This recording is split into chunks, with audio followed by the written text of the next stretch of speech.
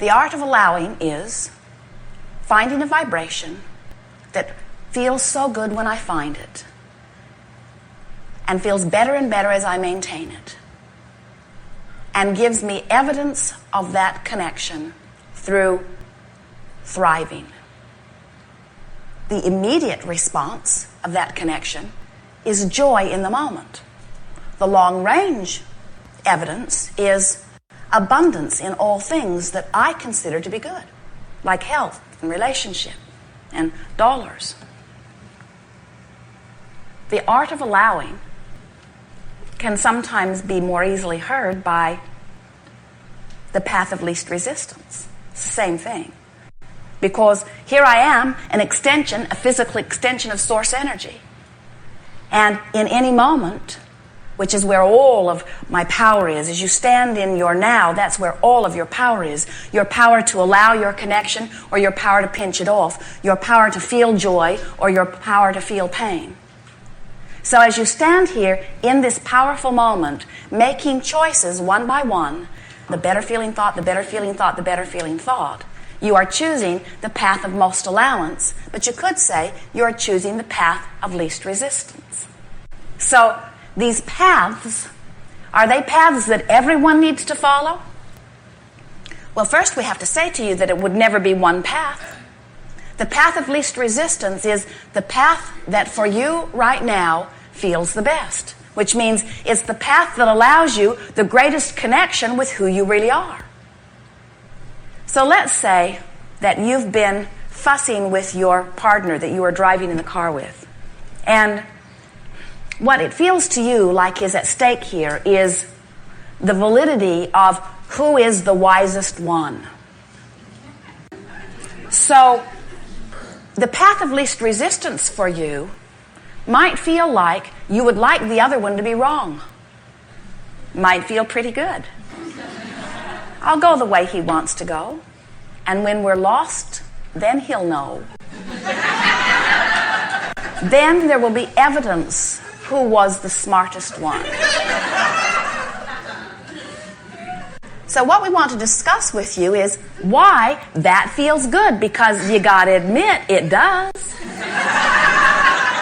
It sort of feels better to be the one who's right. If the question is, am I right or wrong, which feels better? Which feels better? I'm right or I'm wrong? I'm right. Which feels better? I'm right and he's wrong, or he's right and I'm wrong? Which feels better?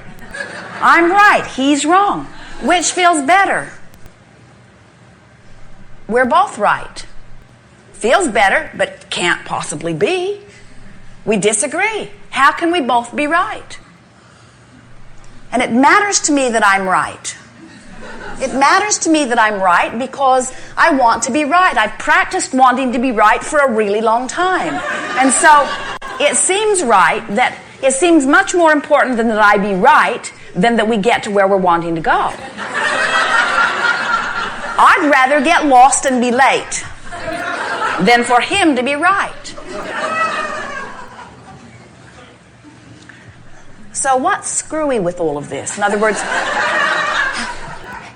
if Abraham, you say, follow the path of least resistance, which means find the feeling that feels the best. And I got to tell you, it feels a lot better for us to get lost going his way and for my way to be the right way. And we say, we think that you might want to step back a little bit from the immediacy of this desire and see if there is another desire in there somewhere that you could find vibrational resonance with. Like, do you prefer to see value in your partner, or would you like your partner to have no value? Well, when you put it that way, I want my partner to have value. When you don't put me in competition with my partner, I would like my partner to win. Or how about this? How about if someone else joins? Now there are 3 of you in the car, and the third one you don't know very well. And when your partner says, go this way, the guy in the back seat said, that's the most stupid thing I've ever heard in my life. You're going to get her lost. And then you would say, no, he won't. In other words, you might defend him then because this person in the back seat is a stranger to you and is being abusive to your friend. So let's see if we can unravel the chaos that we have produced here for you.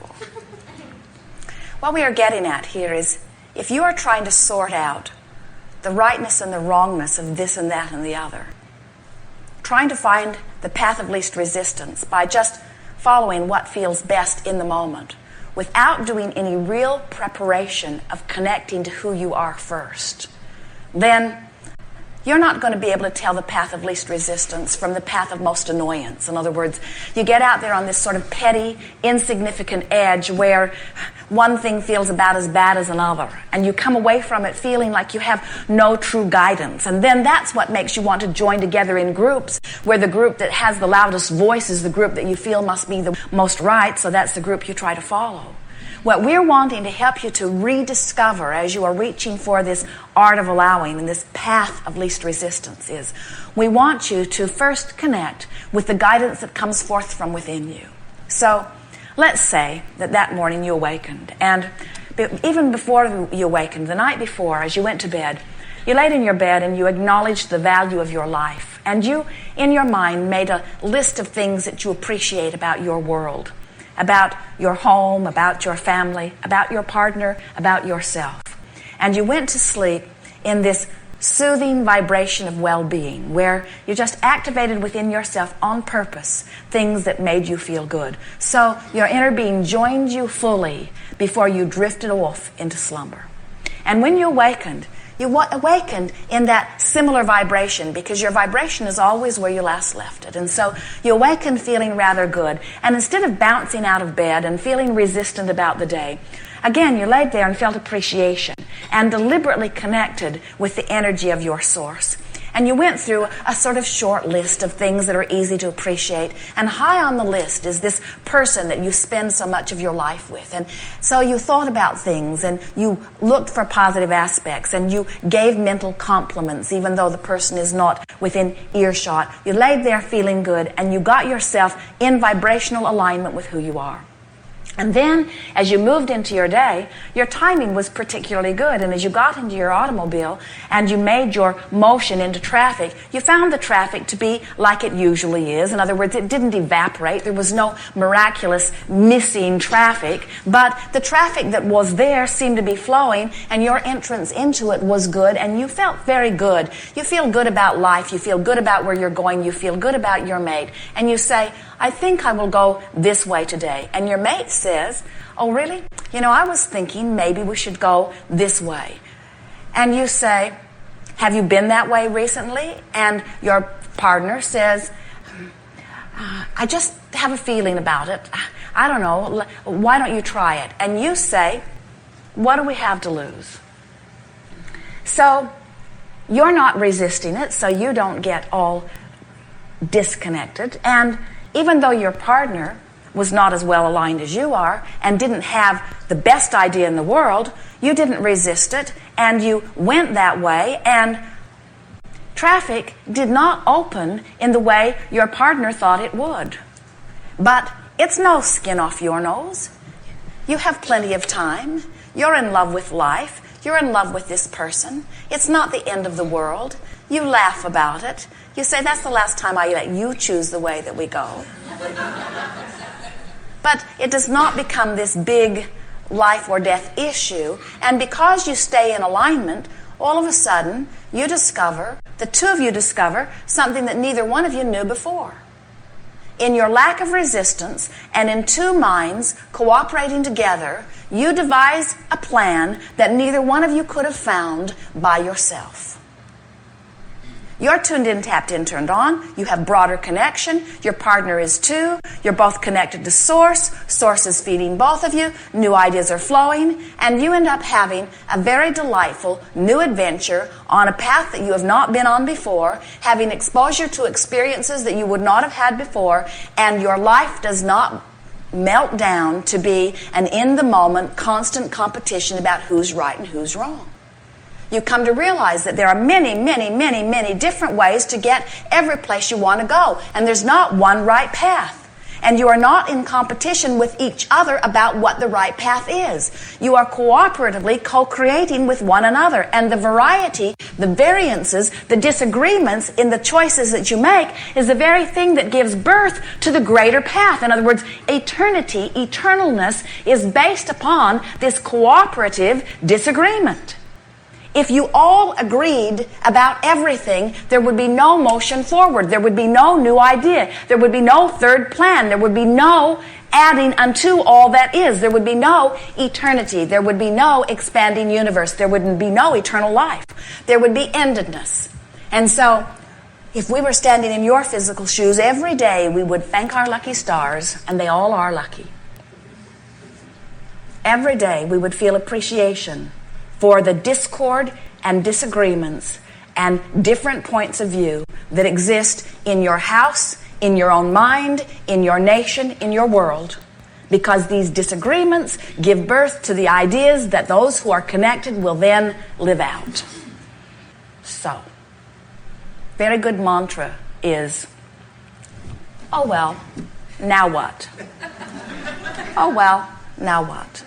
If we were standing in your physical shoes, now more than ever, it would be our powerful intention to allow nitpicking, petty, unimportant disagreements be a thing of the past.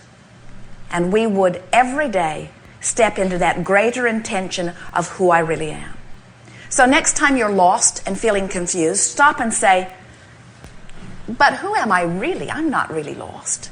Next time you have not enough money, stop and say, but who am I really? I am truly an abundant person. Who am I really? What is the bigger picture? And it is our promise to you, if you will, each time you feel negative emotion, reach for the bigger picture until you feel soothing. You will connect with Source on such a regular basis that every picture, big or small, will line up for you. Because that is the promise of Source to you. You are beloved beings, fully supported, always understood, and always in the mind of Source. You are never forgotten. You are never left out. Well-being is never not flowing to you. You've just got to find some way, somehow, of tricking your mind into letting the well-being in instead of tenaciously holding to this petty little moment of needing to be right about something that couldn't matter less in the scheme of things. You are right. You are right. You're right. You're here and your opinion matters. Your opinion is so right that in the moment that you define that you want something, all of the resources of the universe fall into alignment in order to accommodate you. And if you were not so stubbornly needing to be right by making somebody else wrong, you'd be the recipient of the evidence of your rightness right now. If you were not comparing yourself to someone else who thinks they're right and trying to defend your rightness against them, you'd be in this soothing, open place where you could allow the well-being to be. So many people cannot be right without making somebody else wrong. And that is the screwiest thing that humans do. Because Source doesn't say, we've only got enough juice for half of you to be right. Oh, wait. We've only got enough for a small percentage of you to be right. So most of you are just going to have to get used to being wrong. And just a few right ones will get the resources. It isn't like that at all. The resources flow to all who ask. And you live them fully when you let them in. As we are moving forward here today, it is our desire to assist you in aligning with your desires. We'll not encourage too much escalating of your issues. We're wanting to de-escalate issues. We're wanting to make things that have been making you crazy not matter to you. We want you to step into a bolder, more general place of connection where you just feel good for no other reason than that it feels good to feel good. And when you begin to practice that, all of the details of your life take care of themselves because there are endless resources of alignment that assist you. There is an orchestration of energy on your behalf that defies verbal description. The well-being of this time-space reality is at an all-time high.